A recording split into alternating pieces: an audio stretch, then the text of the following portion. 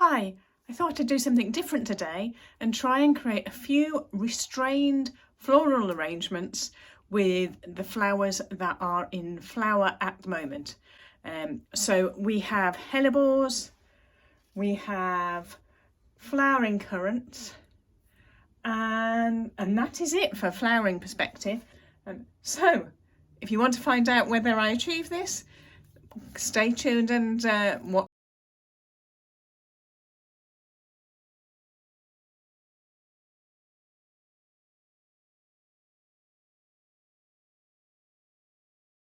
I'm going to try and fill the vases with lots of flowers. I'm going to need to create a structure to support the flowers that I have got. And for that, I am going to have a go of creating a grid with the dogwood or cornice that I have chopped. This needed to be trimmed. It's time to cut them back so that you get the red stems in the winter. So it is that time. And actually it goes really well with the flowers. So we shall see whether it makes an appearance in the arrangement as well, but I'm going to try and make a grid. So to make the grid, I'm hoping it's going to be as simple as weaving the stems in amongst each other. I could be wrong. We shall see. They kind of need to be relatively straight, so that's not going to work very well. So let's get that chopped off. And the ones that are weaving need to be fairly flexible, so I'm going for the thinner ends to be the weavers, and the thicker stems to be the main structure. So this is the pot that everything's going to lie on. So I will have some offcuts on those. Is that one big enough? Yes. So we have 5. So let me just cut them kind of to size. I'll trim them back later. So that's roughly what the size is. Now I might need to use a bit of raffia to hold things together, but we'll see what works and what doesn't.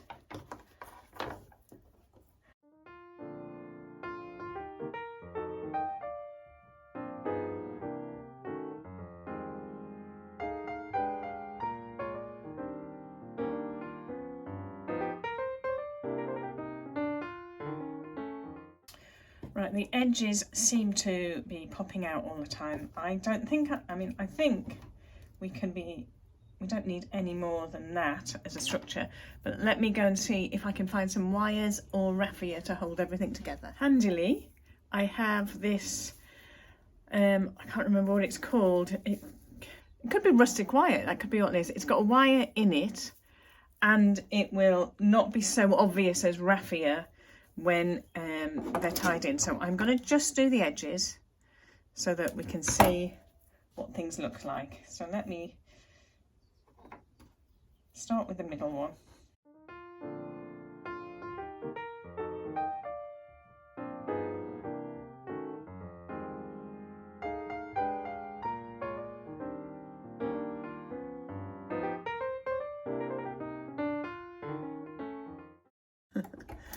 So after battling with this structure, I've kind of got there. So I've got the glass bowl underneath, I have the structure on top. It was easier once I was able to get everything in place, and they kind of then stuck there. So I'm just going to trim it back.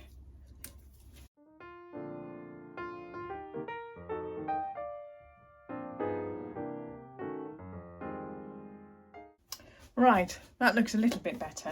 So that's to provide the structure for the hellebores to sit on. So let me just get rid of those for a minute and let me go look at the hellebores, see what I can find. Okay, so hellebores behave differently depending on whether they have been pollinated or not. So this flower has still got all the stamens in it, and so that is going to flop. If I put that in the vase, it will wilt really quickly.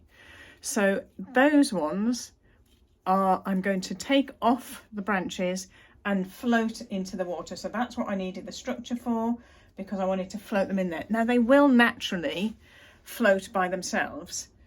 So I'm not quite sure whether I've made a rod for my own back making all of this structure, but we shall see. So those ones, the ones with the stamens still in, I'll cut off and use within the smaller arrangement. Once they have been pollinated, you can see they start forming a seed head. Have I got a better example? So this one has got a seed head growing on it already. So these ones, although they don't look much different now, that one has got the stamens attached. This flower will wilt quite quickly. This flower will stay upright longer in the vase. So the ones with the seed heads I will be putting in a vase display, and the ones with the stamens I will be putting in there, seeing how, depending on how many we have. Right. So I have got about a couple of inches of hot water in the jug and about an inch of hot water in the pot here. When searing, what I need to do is check which flowers are going to be good to go. Now this one has got pretty much all of the flowers are pollinated, so I'm going to keep this uncut.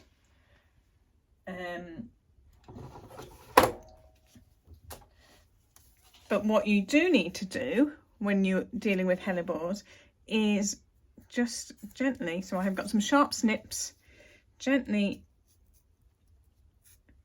just put cut a little strip down the side, and then do it the same again on the other side, and this helps get more water into the plant, because that's what's going to, if it doesn't get the water, that's what's going to make it flop. So we've put we've cut down either side. Let's cut the end at an angle, and now we just pop it into the boiling water for a few minutes whilst it sears. So let us do that. So that one there.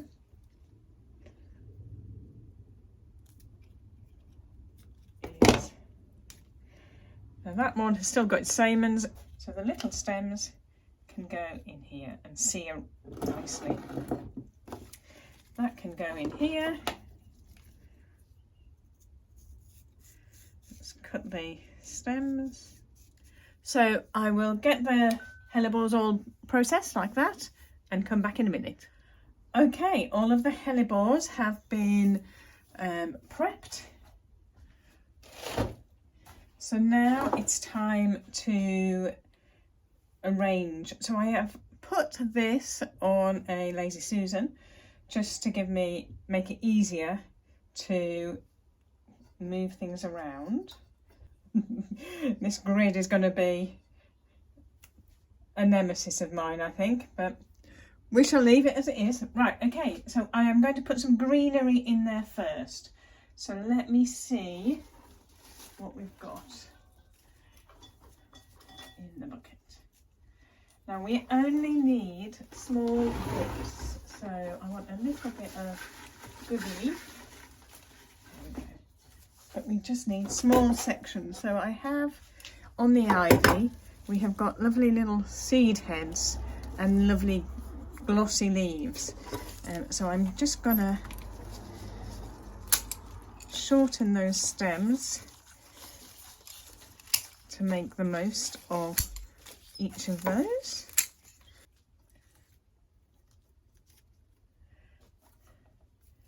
Put it in any old how, because it's about getting some greenery in there.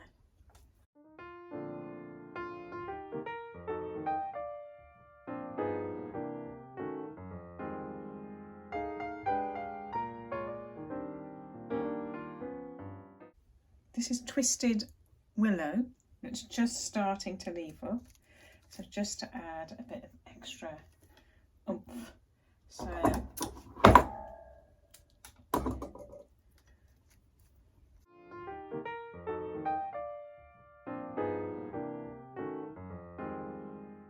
right, okay, that will do for those.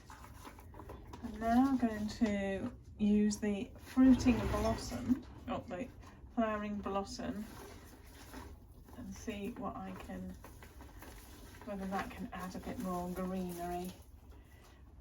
So again, they need to be shorter, so I can get perhaps 2. And then that. Clear the stems so that they're not really in the water. So everything is just laying down. As you can see, the structure is allowing it to just be placed in, otherwise it wouldn't allow you to have that extra bit of freedom.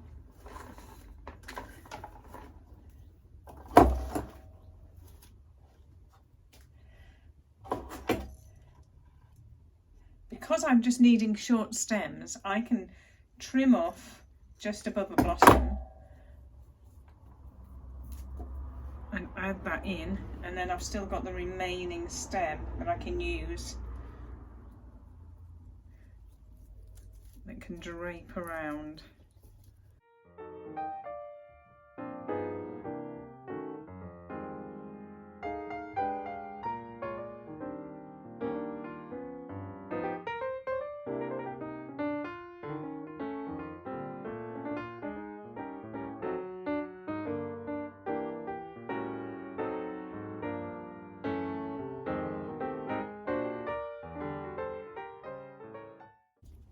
So let's now add in the hellebores.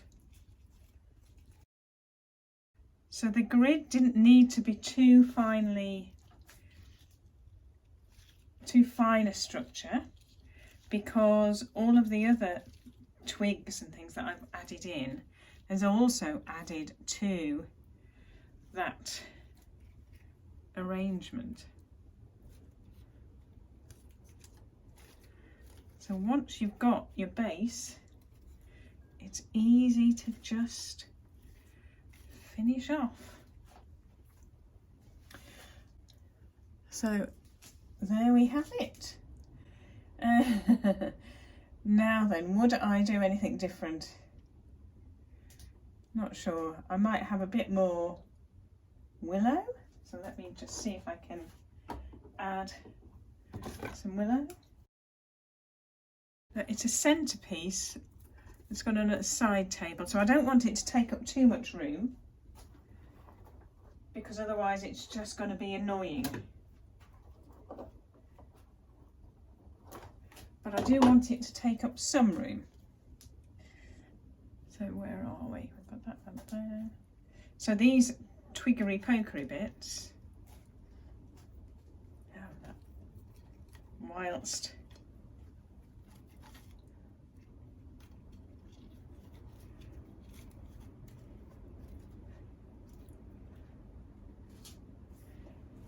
they add something, they need to still be in control. So I think I need something more over this way. There. Let me just show you it close up. So there we have it. It's mainly going to be looked at from above. So you need to make sure that you produce something that looks good from the angle that it's going to be seen in. So if I just hold that there, steady as I can, and there we have it. One hellebore arrangement with minimal materials, but possibly still a bit more, it's a little bit more filled out than I was expecting. But the next arrangement is going to be making something with what's left. So we've got the hellebores here, and we've got some twiggery pokery going on here. We shall see. So this is going to be made in this vase, which is a useful vase for me because it's got a narrow top. So when I'm doing a bouquet, I tend to add more and more in, and you just can't. So it will fill a wide top, but it just becomes too much. So this contains me. It helps to contain and control me from being too maximist. So, because I love putting things into jugs, but the jug, as you can see, has got a wide neck. Let me just. So the jug has got a wide neck, and therefore it allows you to fill in more. So it depends what you're wanting, but this is meant to be some arrangements that are subtle, elegant and minimal. Therefore I'm using a minimal vase to try and create it. So the hellebores, they have been in here for quite a while now. Sometimes, you can't really tell on these, sometimes, there we go. I don't know whether. So where it's been in the hot water, it's seared the cellulose cells at the bottom there, and that helps contain the water within the cells so it doesn't seep out. So it helps water absorption. So I can trim these down as long as I don't go over the area that's been simmed. So if I seared even. So I need to, if I want to trim them, I have to do it before this point here. So what I'm going to do again with this is start with creating the structure again, because I want the hellebores to be the heroes, and they can only be heroes when they're added last. Otherwise they become engrossed by everything else and they're not as obvious. So I want them to be the heroes, so they're going to get added last. So first of all we need to put in the twiggery pokery that we've got going on. So let's have a few. No, is that going to be too? I kind of want them to be sticky. So if the hellebores are that height, we do want a bit of height going in there. I'm going to put those in after the event. So let's see what I can do with this ivy. I've trimmed it, but they're not the best pieces. I'm struggling with stuff that's in leaf at the moment to get greenery. That's why I'm resorting to Ratiel pieces of ivy, which is perhaps not the best material, but we shall see. So let me trim some of this back. We just want a base of greenery to build from.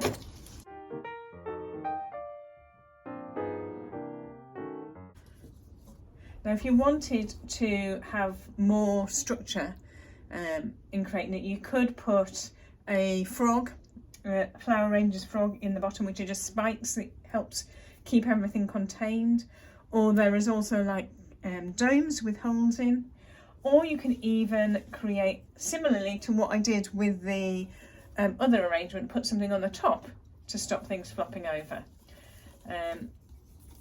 I've got neither, and I'm not making another twig thing. So we shall see how we get on.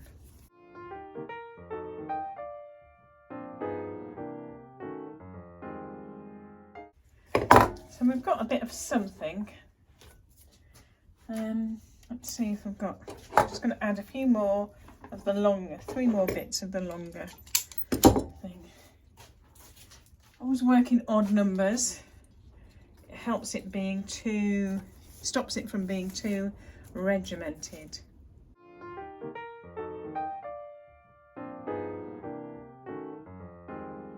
Right, now let's go in for the blossom.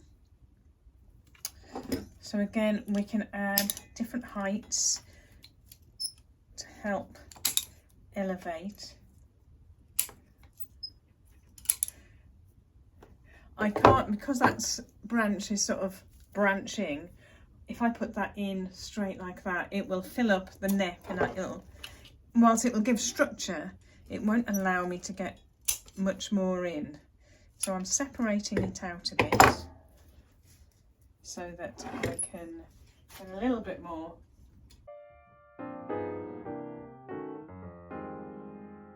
So different heights do add extra to it. Now I think that will be too high, so let's snip it off there.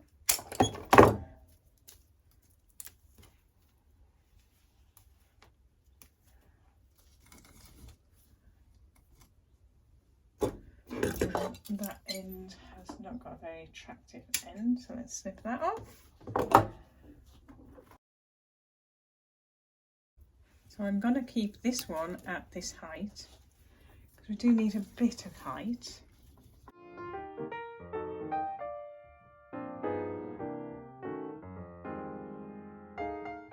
So now I can put in a bit of cornice. Not going to be too high probably.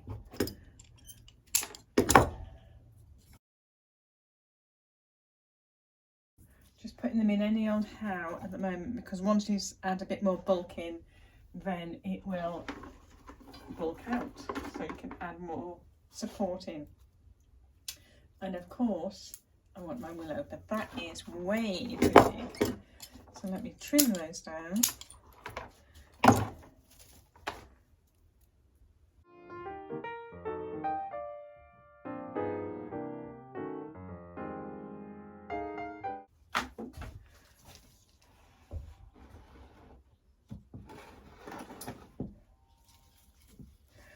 Right, bring in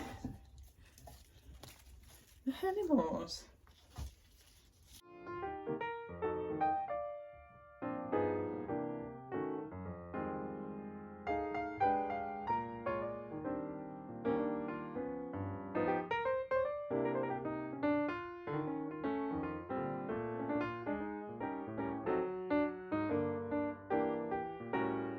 So I've got 2 more extra bits of blossom, or the flowering currant, which I can't help but smell because it is gorgeous. There we go, that's what we needed. One more.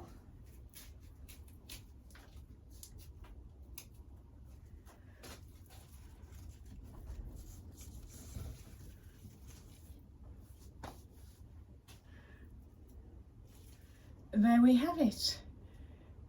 If I just give it a slow spin.